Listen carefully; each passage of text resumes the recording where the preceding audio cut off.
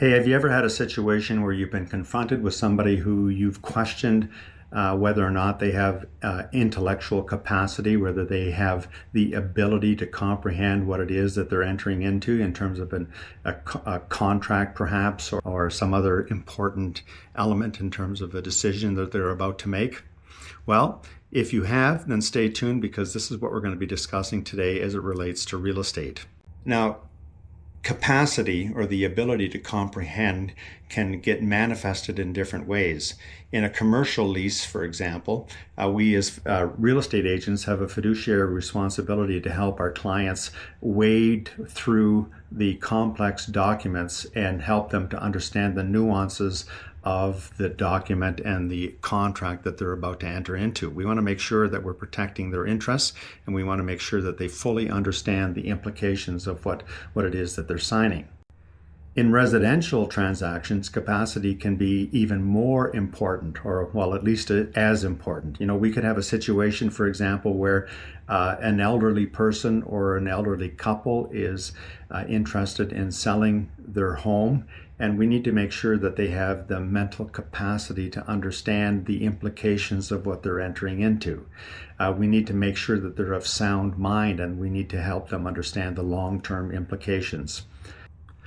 Understanding intellectual capacity in a person is not always easy. If somebody is in the early stages of dementia or Alzheimer's disease, for example, it may not always be readily apparent that their cognitive ability is compromised. And it may take, several encounters for us to really come to that conclusion. So how do we handle this? Well, I think those several conversations are really an important factor. We need to have conversation with them and probe and make sure that they understand what it is that they're entering into. And we should probably also have those conversations with members of their immediate family. Then if you recognize that there is an issue, then you need to take steps to assure proper protections. These protections include, validating, first of all, whether or not they have a power of attorney, a POA, and has that power of attorney been properly signed, and has it been implemented?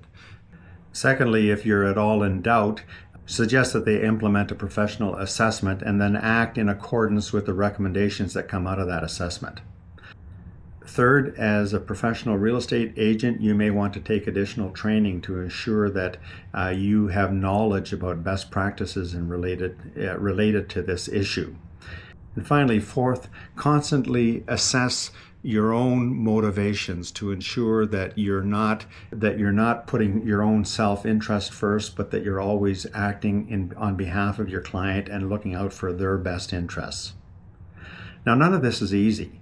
But, from my perspective, it is actually very rewarding to work through these issues with people, with people that have dementia, and also with their families, and that you're really doing your best to act in accordance with what's best for them. Anyway, that's all for now. Thanks for watching. If you liked this content, then I invite you to hit the like button and also subscribe to this channel for future videos. And in any case, I appreciate you watching, and I look forward to speaking with you again soon.